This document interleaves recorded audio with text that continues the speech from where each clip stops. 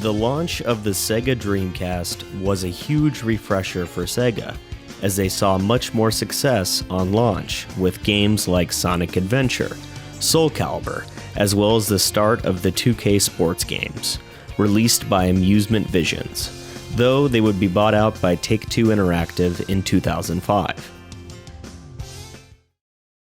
As for Sonic Team, they had 3 non-Sonic games on the Sega Dreamcast. The first of these was ChuChu Rocket, released on November 11, 1999 in Japan, with the US seeing a release on March 7, 2000. The game is an action puzzle game where the player controls a group of mice, known as the ChuChus, as they go through each level while avoiding the Kapu Kapu in order to reach their rocket ship. It's quite literally a game of cat and mouse. Anyway, the game was intended to showcase the power of the Dreamcast, as it could show multiple models on the screen at once, like how Super Mario 128 showed the power of the GameCube. This game also introduced online play for the Dreamcast.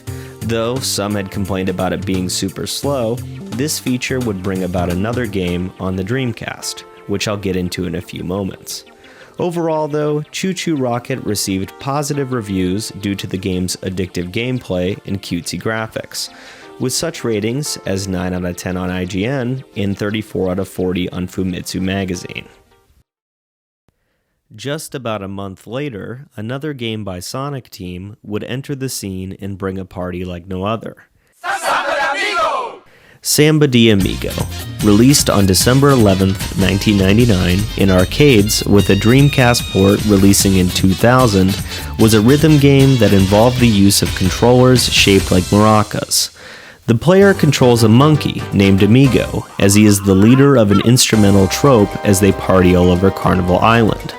The player can choose an assortment of songs, ranging from Latino songs to some pop songs like Tub Thumping, Take On Me, and Livin' La Vida Loca, among others.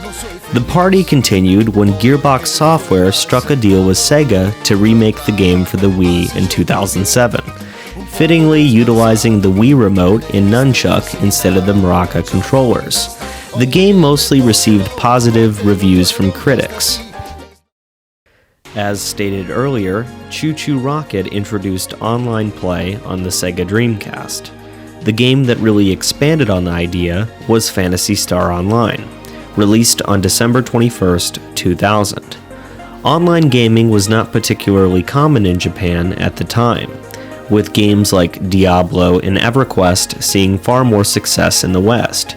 So creating a game to bring the two sides of the world together was the prime focus that Sonic Team wanted to achieve. Also, games like Diablo were MMORPGs, which could hold multiple players in one lobby.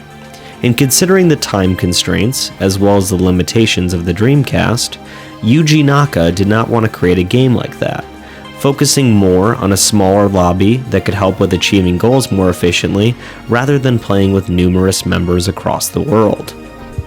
The game featured numerous story updates throughout its lifespan, which encouraged sticking to the online service, a feature that's very common with games today like Monster Hunter and Genshin Impact, among others.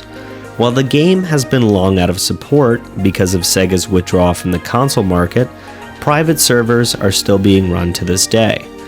The Dreamcast was a surprisingly successful endeavor for Sega compared to the Saturn, but the PlayStation 2 would immediately destroy any chances of the console seeing any more success. With this, the final nail in the coffin was hammered on, and Sega had to make one of the most important decisions in gaming history. After the Dreamcast was retired with a disappointing lifespan at best, and all the fans in Japan had gone gaga for Sega one last time, Sega made the decision to withdraw from the console market and become a third-party developer for the now Big Three: Microsoft, Sony, and oddly, Nintendo, much to the shock of many Genesis fans.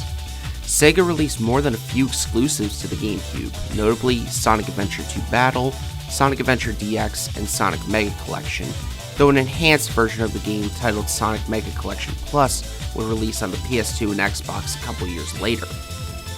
One of the exclusives that did not feature Sonic, though, is Billy Hatcher and the Giant Egg, released on September 23, 2003 for the GameCube. Right away, people who own the game will notice the sign that says, "From the creators of Sonic the Hedgehog," as well as Billy Hatcher's design having the recognizable Sonic-style artwork. The game takes place in Morningland, where all the chickens live peacefully, when the Dark Raven and his group of crows assault the land, covering it in darkness. Meanwhile, Billy Hatcher meets up with his friends after being late when the chirping of a chick catches their attention. Two of the Dark Raven's soldiers prepare to dive bomb on the chick, but Billy defends it from the ravens. The chick ends up sending Billy and friends to Morningland, where Billy and his friends don chicken suits, and they must put a stop to the Dark Raven once and for all. The game functions as a typical platformer, but Billy does not behave like his hedgehog counterpart. Usually he cannot do anything other than running and jumping, but once he finds an egg, then his potential increases exponentially. You can use said egg to bounce higher, roll over enemies, and of course, roll on it for much greater momentum. Billy is guided by Menifune, god of the chickens, who can provide important tips and tricks on how to play the game. Players of the game should be wary of the egg taking damage, as there is a gauge that documents how much damage the egg has taken before it breaks. In order to clear a specific stage, players usually have to be wary of completing the objective that is assigned to them. There is no one definitive way to complete the stage, other than usually revolving around collecting something, saving your friends, or defeating a boss. The game received mixed to positive reviews from critics, with those praising it for its music and graphics, but criticizing it for its physics, the camera, and the shallow plot. It was a commercial bomb, however, only selling around 250,000 copies worldwide. To go back a couple years, besides being exclusively known for Sonic, Sonic Team is also known for popularizing a puzzle game out in the West, Puyupuyo. Initially a property of Compile, Puyupuyo was relatively unheard of in the West. Well, kind of. In fact, there were actually two Puyupuyo games released in the West during the Compile era, just under different names: Dr. Robotnik's Mean Bean Machine and Kirby's Avalanche, released on the Genesis and Super Nintendo respectively. It wouldn't be until 2001 when the West finally got a game that featured the cast of Puyupuyo. That game released would be Puyopop, released on the Game Boy Advance by Sega, Sonic Team, and published by THQ in North America. This marked the beginning of the Sonic Team era of Puyupuyo, which still continues on to this day. For the sake of time, there are a lot of Puyupuyo games released by Sonic Team, so I'll only talk about the games that are important to the series at hand. Puyopop stars Arl as she and her buddy Carbuncle find a mysterious item that materializes a gate out of nowhere. Carbuncle chases after it, prompting Arl to give chase to Carbuncle, which ends up resulting in meeting with various characters and fighting in Puyupuyo, which ends up resulting in meeting with the Dark Prince as usual. Puyupuyo's gameplay is relatively unique, though usually what you have to do is link Puyos, or colored blobs, together in a set of 4. Usually it's good practice to learn to combo Puyos, so that you can dump garbage Puyos on your opponents, which will basically prevent them from linking combos together, as well as dumping garbage Puyos on you. Puyopa Fever, released in 2004 on the GameCube, PS2, and Nintendo DS, among other consoles, introduced the Fever gimmick in Puyupuyo, where the player can accrue a lot of points from popping a lot of the Puyos on screen, hopefully linking a bunch of combos. This game was meant to be a reboot to the series, introducing new characters and basically expanding upon the universe of Puyupuyo. Those characters would include Amity and Rafina, among many others. The player either controls Amity or Rafina as they search for their teacher, Miss Accord's cane, which seems to have gone missing.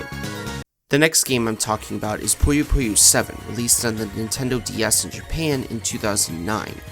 This game would introduce another new set of characters, specifically Ringo and her set of friends, as they go around the area figuring out why Puyos are flooding the area, as well as Arl acting very, very strange. Overall, not really much is different from the likes of Puyopa Fever. The most important of the list is Puyupuyo Tetris, released on February 6, 2014 in Japan, with the West seeing localization on April 25th, 2017 in the US and April 28th in the PAL regions. The game was made as a joint effort between Sega, Sonic Team, and the Tetris Company, and it worked. Considering Tetris was one of the most popular puzzle games in the West thanks to the hard work of Mr. Alexei Pajitnov, and Puyupuyo was one of the most popular puzzle games in Japan, the game served as an amazing crossover. The game stars the aforementioned three protagonists as their world ends up getting invaded with Tetraminos. The team ends up getting transported onto the SS Tetra, where they cross paths with members of the Tetris universe, prompting everybody to work together and hopefully restore peace to both dimensions. The game uses both gameplay elements from Tetris and Puyupuyo, as well as incorporating new gameplay elements, specifically swap mode, where you alternate between Puyupuyo and Tetris before the opponent loses. The game received positive reviews from critics, with PlayStation Lifestyle magazine ranking the game as an 8.0 out of 10, saying it's an example of a franchise entry done right, though the writer did complain about the Big Bang mode in the game. The game also received a Puzzle Game Award from the National Academy for Video Game Trade Reviewers, or Navigator for short. A sequel, Puyopuyo Tetris 2, was released on December 8, 2020 for the Nintendo Switch, PS4, Xbox One, PS5, and Xbox Series X, with a Steam release being released on March 23, 2021.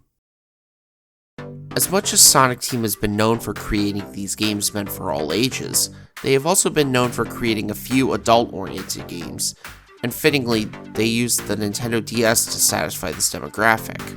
The first was Field of Magic XYXX, released on November 16, 2004, with Japan seeing release on December 2, 2004, and Europe getting it on March 11, 2005. The game was a minigame compilation that used both the stylus and microphone. The player controls a male protagonist tasked with pleasing a female that he has fallen in love with, though said female does not think the same of him. By succeeding at minigames, the woman will slowly gain affection for the male.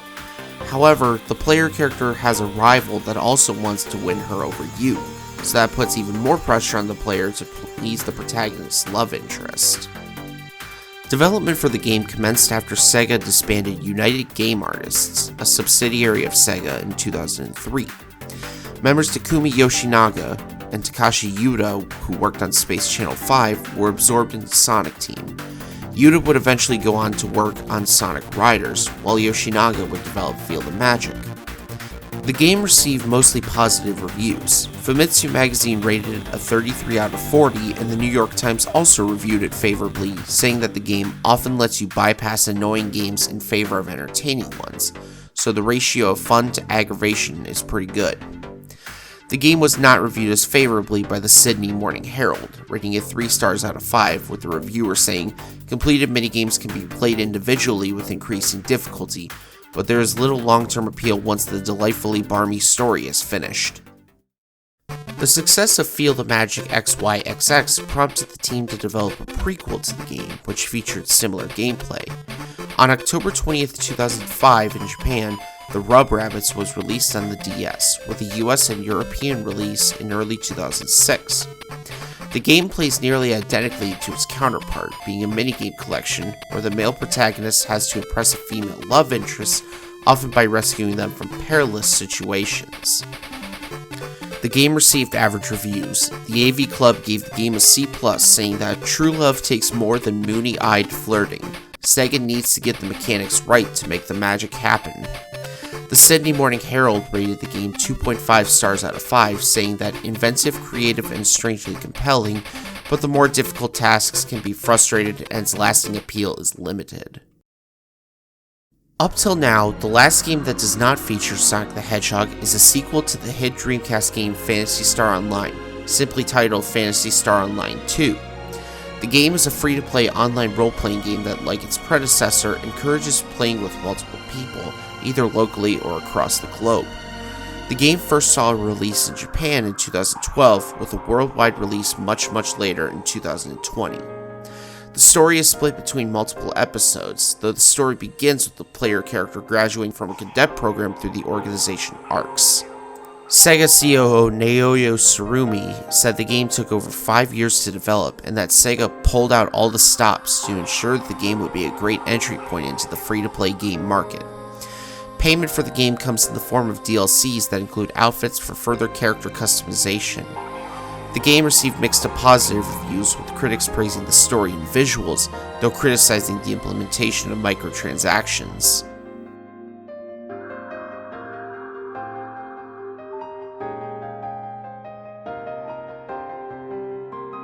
It's no surprise to see that Sonic Team has branched out to other genres rather than sticking to the Sonic the Hedgehog games.